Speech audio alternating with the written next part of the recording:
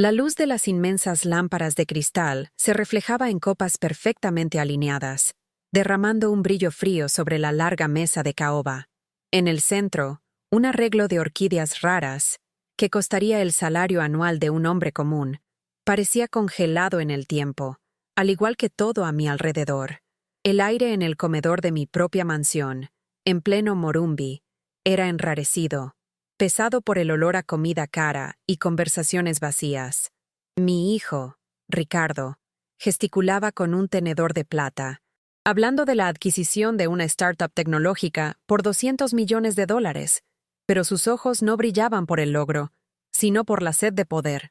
Con cada palabra, cada sonrisa calculada intercambiada entre él y sus primos, sentía que el legado de mi difunto esposo, un hombre que construyó este imperio con sudor y amor por la familia, se deshacía y se transformaba en un balance financiero sin alma. Me sentía como una pieza de museo en mi propia casa. Vestía un traje de seda gris, clásico y caro, y en mi cuello reposaba un collar de perlas que mi esposo me regaló en nuestro 20º aniversario.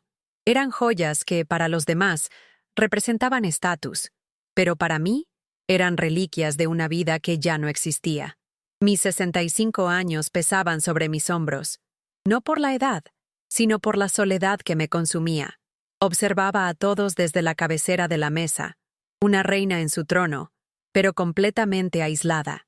Mis ojos, cansados de tantas noches de insomnio, recorrían los rostros de mis familiares, buscando un atisbo de afecto genuino, pero solo encontraban el reflejo del oro y la ambición.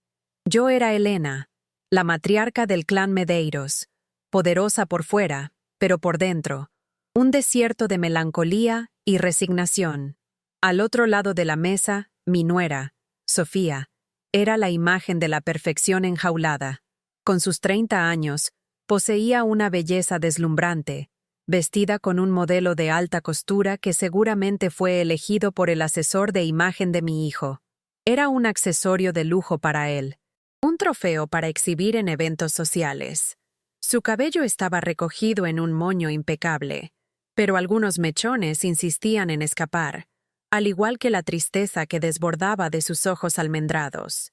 Apenas tocaba la comida, con la mirada perdida, vagando entre los invitados y la ventana que daba al oscuro jardín. Veía en ella el mismo abandono que sentía. Se casó con Ricardo por amor, un amor que él, obsesionado con superar a su padre en fortuna, había sofocado y transformado en un contrato social. Estaba allí, un alma pura en medio de los lobos, y su dolor era un espejo del mío. La cena se prolongaba cuando Ricardo se levantó, con el móvil pegado a la oreja, para cerrar otro de sus negocios millonarios en la biblioteca. Su ausencia creó una brecha en el rígido protocolo de la noche. Sofía, aprovechando el momento, se levantó discretamente y caminó hacia el balcón, donde yo me había refugiado para respirar un poco de aire puro. Se detuvo a mi lado, con las manos temblorosas, sujetando el borde del vestido. Sus ojos encontraron los míos, llenos de una urgencia que me asustó. Con la voz entrecortada, se inclinó y me susurró al oído. Sus palabras un secreto desesperado en medio del ruido lejano de las conversaciones. Estoy embarazada. Mi corazón se heló por un instante. Su pausa cargada de 1000 posibilidades escandalosas. Entonces, completó, con la voz quebrándose en un hilo de esperanza y súplica. Nieto, el heredero del verdadero legado. El heredero del amor que usted y el abuelo construyeron, no solo del dinero. ¿Esta historia te ha conmovido de alguna manera? Suscríbete al canal para no perderte el desenlace y comenta aquí desde qué ciudad nos estás viendo. Queremos conocer a cada uno de ustedes. Aquellas palabras fueron como una llave que abrió una puerta cerrada dentro de mí durante casi una década. Sin decir nada a los otros invitados, tomé el brazo de Sofía con una firmeza que nos sorprendió a ambas, y la guié lejos del ruidoso salón. Cruzamos el pasillo silencioso, nuestros pasos amortiguados por la alfombra persa, y nos detuvimos frente a la única puerta que mantenía cerrada, el antiguo despacho de mi marido, un santuario intacto desde su muerte. El olor a cedro, cuero y a sus puros cubanos todavía flotaba en el aire, un fantasma reconfortante. Las paredes estaban cubiertas por estanterías de libros y, en cada espacio libre, fotos de un pasado feliz nos observaban. Él y yo jóvenes, Ricardo de niño sobre nuestros hombros, vacaciones sencillas en la playa. Allí, el tiempo se había detenido, preservando la esencia de lo que habíamos sido, un fuerte contraste con la frialdad calculadora de la casa de afuera. Tan pronto como cerré la puerta, la compostura de Sofía se deshizo como un castillo de arena. Las lágrimas que contenía con tanto esfuerzo corrían ahora libremente por su rostro, emborronando el maquillaje perfecto. Se abrazó a sí misma, temblando, y su voz salió en un sollozo cortante. Me siento tan sola, Elena. Lo amo, o amo el recuerdo del hombre del que me enamoré. Pero él no me ve. Soy solo, parte de la decoración. Habla de nuestro hijo como si estuviera anunciando una nueva línea de productos. ¿Tengo tanto miedo? Miedo de que mi bebé crezca en este ambiente, de que se convierta en un hombre que solo entiende el lenguaje del dinero, que nunca sepa lo que es ser verdaderamente amado. Cada palabra era un cuchillo que atravesaba el silencio del despacho y mi propio corazón. En aquel instante, la barrera que la riqueza y los años habían construido a mi alrededor se hizo añicos. Ya no veía a la esposa de mi hijo, la bella mujer que aparecía en las portadas de las revistas. Veía a una niña asustada, un alma gemela en mi propia soledad. Me acerqué y, en lugar de ofrecer palabras vacías, sostuve sus manos frías entre las mías. El contacto fue eléctrico, una corriente de comprensión mutua. Miré la foto más grande en el escritorio, mi marido sonriendo, sosteniendo a un pequeño Ricardo. Él también tenía miedo, susurré, con la voz embargada por la emoción. Tu abuelo siempre decía que el mayor riesgo de un negocio no era la quiebra, sino perder a la familia en el camino. No estás sola en esto, Sofía. No lo permitiré. La decisión fue tomada allí, en aquel santuario de recuerdos. Lucharía. Para sellar nuestra alianza, abrí el cajón del escritorio y saqué un pequeño álbum de terciopelo azul. Dentro, fotos de mi propio embarazo, de un Ricardo pequeño y sonriente, antes de que la sombra del imperio lo consumiera. Le mostré una foto de él, con unos 5 años, todo sucio de barro en el jardín. Él era así, dije, sonriendo con el recuerdo, lleno de vida, de alegría. El dinero y el poder pueden ser una jaula de oro si no tienes con quién compartir la llave. Le conté sobre las dificultades que mi esposo y yo pasamos, sobre cómo el amor era nuestro verdadero capital. Sofía escuchaba atentamente, sus lágrimas ahora secas, reemplazadas por un brillo de esperanza. En aquel despacho, en medio de los recuerdos del pasado, estábamos plantando la semilla de un nuevo futuro para nuestra familia. Sin embargo, la decisión de luchar traía consigo mis propios demonios. Durante años, me culpé silenciosamente por la transformación de Ricardo. ¿Dónde me equivoqué? ¿En qué momento mi niño dulce y lleno de vida se convirtió en este hombre frío, obsesionado por las cifras y el estatus? El miedo a enfrentarlo era paralizante. Temía que mi intervención fuera vista como la intromisión de una vieja senil, que creara una ruptura definitiva y que perdiera para siempre lo poco que quedaba de mi hijo. La imagen de su rostro cerrándose, de sus ojos acusándome de debilidad, atormentaba mis noches. ¿Sería yo lo suficientemente fuerte para enfrentar a mi propia sangre, para admitir mi fracaso como madre con la esperanza de salvar a mi nieto? El riesgo era inmenso, pero la promesa que le hice a Sofía resonaba más fuerte que mis miedos. Nuestra nueva complicidad no pasó desapercibida. A la mañana siguiente, durante el desayuno, la tensión era palpable. Ricardo nos observaba por encima del borde de su tableta, donde leía las cotizaciones de la bolsa. Ustedes dos parecen tener muchos secretos últimamente, dijo, con un tono cortante de ironía en su voz. Espero que no le estés llenando la cabeza a mi esposa con tus ideas anticuadas y sentimentales, mamá.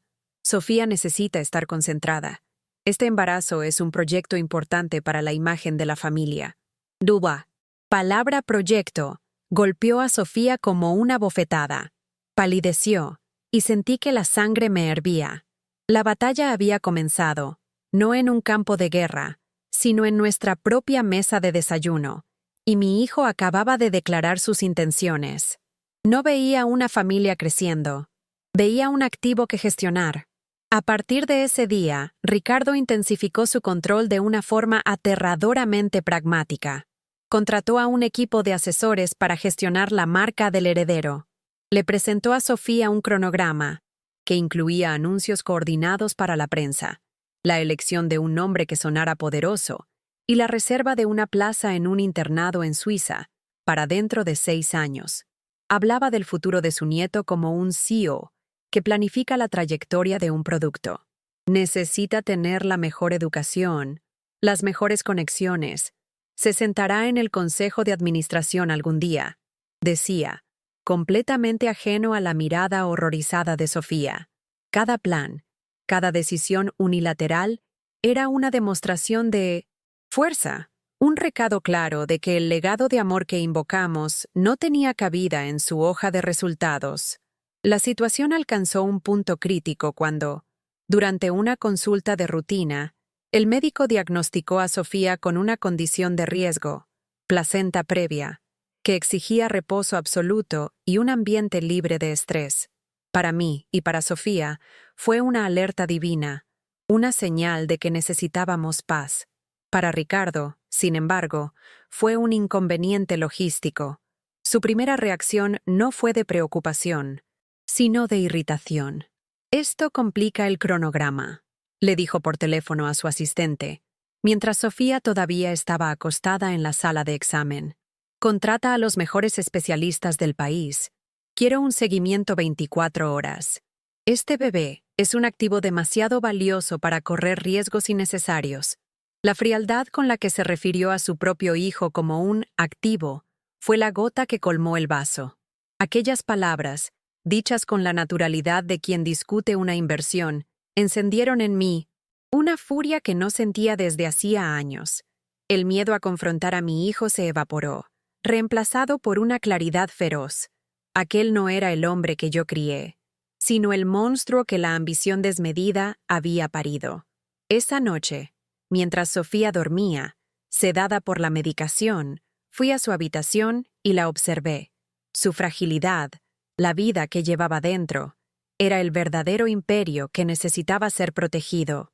La memoria de mi esposo no sería honrada con más edificios y acciones, sino garantizando que su nieto naciera en un hogar, no en una corporación. Mi duelo pasivo había terminado. Ya no era una espectadora, era la matriarca, y era mi deber reclamar el alma de mi familia. Las semanas siguientes transformaron la mansión en un campo de batalla silencioso. Pasé a supervisar personalmente todos los cuidados de Sofía, usando la excusa de su condición de salud para mantenerla lejos de la influencia tóxica de Ricardo. Pasábamos las tardes en el jardín o en el despacho, leyendo, conversando en voz baja, mirando viejos álbumes de fotos. Fortalecimos nuestro vínculo en secreto, como dos generales planeando la jugada final. Ricardo, por su parte, continuaba su cruzada, ajeno a la revolución que se formaba bajo su techo. Veía mi dedicación como el papel esperado de una abuela, sin darse cuenta de que cada gesto de cuidado era un acto de rebelión. El vientre de Sofía crecía, y con él, nuestro coraje. La tensión se acumulaba, densa y pesada, como las nubes de lluvia antes de una tormenta. Ricardo, para no perder lo que él llamaba el timing de mercado, decidió organizar el baby shower, pero no sería una celebración íntima. Lo transformó en un gran evento de relaciones públicas, invitando a socios, inversores y a la prensa de negocios. Era la plataforma perfecta, según él, para anunciar los próximos pasos estratégicos del heredero del Imperio Medeiros. Sofía estaba aterrorizada, pero yo le tomé la mano y le dije: «Confía en mí. A veces, la mejor manera de mostrarle a un rey que está desnudo es delante de toda su corte». El escenario para nuestra confrontación estaba montado, y el telón estaba a punto de levantarse. Llegó el día del baby shower, y el jardín de la mansión fue transformado en un escenario de ostentación. Una carpa de seda blanca, lámparas de cristal y camareros, sirviendo champán caro a decenas de hombres y mujeres con trajes de diseño. La música clásica sonaba de fondo, pero no lograba disfrazar la atmósfera de un evento corporativo. Sofía, pálida y visiblemente incómoda con un vestido de diseñador, estaba sentada en un sillón que parecía más un trono, recibiendo regalos que eran, en realidad, inversiones disfrazadas. Permanecía a su lado, en silencio, observando a Ricardo circular entre los invitados, vendiendo la imagen de una familia perfecta y poderosa. Mal sabía él que el verdadero poder de esa familia estaba a punto de manifestarse de una forma que jamás podría prever o controlar. Acto 3. Clímax emocional. En el apogeo del evento, con Nina Tossent, todas las miradas puestas en él, Ricardo subió a un pequeño escenario montado cerca de la fuente del jardín. Tomó el micrófono, y su sonrisa era la de un depredador satisfecho. Amigos, socios, familia, comenzó, con la voz resonando con una autoridad fría. Hoy no celebramos solo la llegada de un nuevo miembro de la familia Medeiros, sino la garantía de la perpetuidad de nuestro legado. Ya lo hemos planeado todo. Los mejores colegios en Suiza, la introducción a los negocios desde temprana edad. El futuro presidente de nuestro consejo de administración está en camino. Levantó la copa de champán en dirección al vientre de Sofía.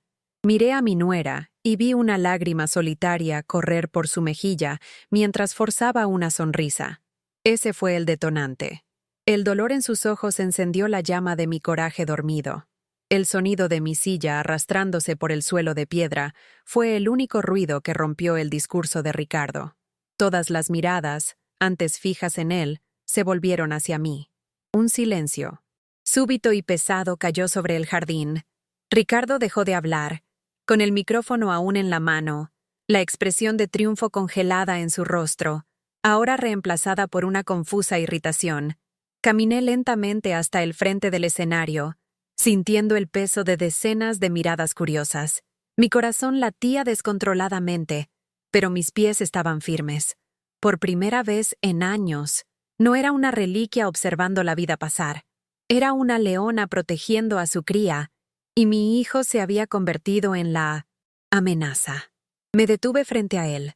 Lo miré a los ojos y no vi a un hombre, sino el reflejo distorsionado del niño que había criado.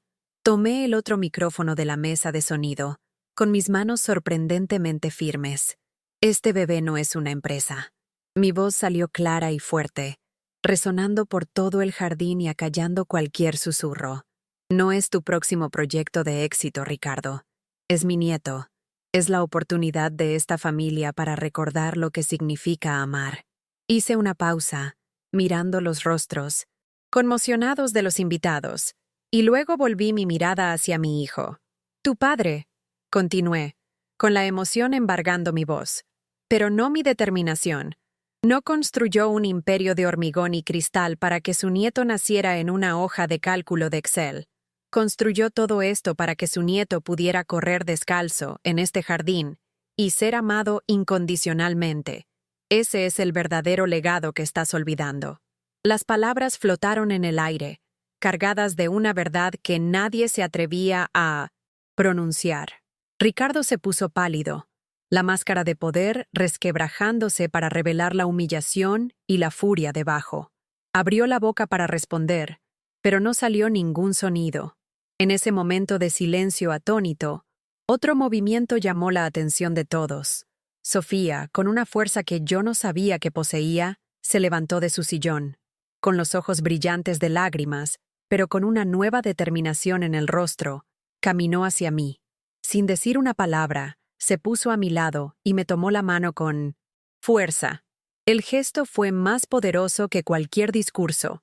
Frente a todo su mundo de negocios, la alianza estaba sellada. Nosotras dos, unidas, contra la frialdad que amenazaba con consumir a nuestra familia.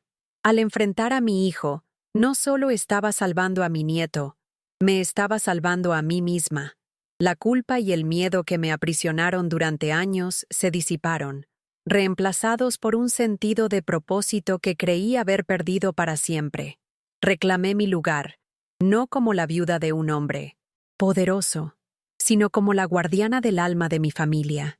Ricardo nos miraba a las dos, a la madre que había renegado y a la esposa que había tratado como un objeto, ahora unidas e inquebrantables. Por primera vez, se vio obligado a enfrentar el vacío de sus ambiciones. La humillación pública fue un remedio amargo, pero necesario. En ese instante, bajo la mirada de decenas de testigos, el imperio de Ricardo comenzó a temblar, no por una crisis financiera, sino por una crisis de amor. Acto 4. Desenlace. Inspirador. Aquel escándalo en el jardín fue el electroshock que el alma de Ricardo necesitaba.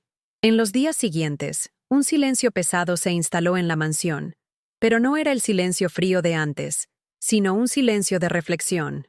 Ricardo canceló 2 viajes internacionales y, por primera vez, acompañó a Sofía a una consulta médica. Lo observé desde la puerta, mientras veía la imagen de su hijo en el ultrasonido, escuchando el fuerte sonido del pequeño corazón. No dijo nada, pero vi sus hombros relajarse y una expresión de asombro, casi de reverencia, apoderarse de su rostro. Esa noche, lo encontré en el despacho de su padre, no trabajando, sino simplemente sentado en la oscuridad, mirando las mismas fotos de familia que le había mostrado a Sofía. El viaje de regreso a sí mismo había comenzado, lento y doloroso, pero había comenzado. La dinámica en nuestra casa cambió de forma radical y palpable. Las decisiones, antes impuestas por Ricardo, pasaron a ser conversadas. El proyecto de la habitación del bebé, que antes era una tarea para un decorador de renombre, se convirtió en un esfuerzo conjunto. Pasamos una tarde entera, los tres, eligiendo colores suaves, montando una cuna sencilla de madera y riendo cuando Ricardo, torpemente, no lograba entender las instrucciones. Empezó a hacerme preguntas sobre su padre, no sobre sus negocios, sino sobre sus sueños, sus miedos, sobre cómo era como esposo y padre. Estaba, finalmente, buscando al hombre detrás del mito, el amor detrás de la fortuna. Poco a poco, las frías paredes de la mansión comenzaron a llenarse con el calor de un hogar que se reconstruía. Inspiradas por nuestro propio viaje y por la fragilidad que sentimos, Sofía y yo tuvimos una idea. Con la fortuna de la familia, podíamos hacer mucho más que solo garantizar la comodidad de mi nieto. Le presentamos a Ricardo la propuesta de crear una fundación con el nombre del abuelo, dedicada a apoyar a madres y gestantes en situación de vulnerabilidad, ofreciendo refugio, apoyo médico y psicológico. Para mi sorpresa, Ricardo no solo aceptó, sino que se involucró en cuerpo y alma. Usó su genio para los negocios para estructurar la fundación, no como un proyecto de caridad para mejorar la imagen de la empresa, sino como una operación eficiente y humana, cuyo único beneficio sería la cantidad de vidas transformadas. El dolor que vivimos se estaba convirtiendo en esperanza para cientos de otras mujeres. Los meses finales del embarazo de Sofía fueron los más felices que viví en una década. Había redescubierto la alegría de vivir, ya no como la guardiana de una fortuna, sino como la cultivadora del amor. Mi filosofía de vida cambió. El verdadero legado no estaba en las cajas fuertes de los bancos, sino en los lazos que estábamos fortaleciendo y en el bien que podíamos esparcir. Mi nieto, Arthur, nació en una mañana de primavera, en un hospital silencioso, con su padre sosteniendo la mano de su madre, llorando de emoción. Ricardo ya no veía a un heredero, sino a su hijo. Lo sostuve en mis brazos y, mirando aquel pequeño rostro, vi la promesa de un futuro redimido. La riqueza de nuestra familia finalmente había encontrado su verdadero propósito: servir a la vida, al amor y a la continuidad. Epílogo. 5 años después, el sol de la tarde doraba el extenso césped de la mansión. El sonido que ahora llenaba el jardín no era el de conversaciones de negocios o música clásica protocolaria, sino la risa contagiosa de un niño. Mi nieto, Arthur, con su cabello castaño al viento, Corría detrás de una pelota. Sus gritos de alegría la melodía más rica que jamás había oído. Estaba sentada en una manta de picnic, sintiendo el calor en la piel, ya no una matriarca solitaria, sino simplemente una abuela feliz. A los 70 años, me sentía más viva que a los 60. La riqueza a mi alrededor era la misma. Los árboles eran los mismos, pero todo tenía un color y un significado diferentes, porque ahora había amor para llenar los espacios vacíos. Ricardo, mi hijo, estaba tumbado en el césped a mi lado, enseñando a Arthur a chutar la pelota. No llevaba un traje caro, sino unos vaqueros y una camiseta sencilla. La tensión en sus hombros había desaparecido, reemplazada por una serenidad que pensé que nunca vería en él. Miró a su esposa, y la mirada que intercambiaron fue una conversación silenciosa de complicidad y cariño. Sofía, con la mano apoyada en el vientre redondo de su segundo embarazo, le devolvió la sonrisa. La Fundación Arthur Medeiros, que ahora administraban juntos, se había convertido en un referente nacional, ayudando a miles de mujeres. Habían transformado el dolor de nuestra familia en un legado de compasión, mucho más valioso que cualquier acción en la bolsa de valores. Mientras observaba a mi nieto correr hacia los brazos de su padre, finalmente entendí la lección que mi difunto esposo intentó enseñarme toda la vida. La verdadera herencia no es algo que se deja, sino algo que se vive. No está en el nombre de un edificio, sino en el sonido de una risa. No se mide en cifras, sino en la calidad de los lazos que tejemos. Aquel imperio, que antes parecía una jaula de oro, se había transformado en un jardín, un lugar donde el amor podía finalmente crecer libre y fuerte, pasado de una generación a otra. Y yo, Elena, era la jardinera que, aunque tarde, aprendió a cultivar la semilla más importante de todas.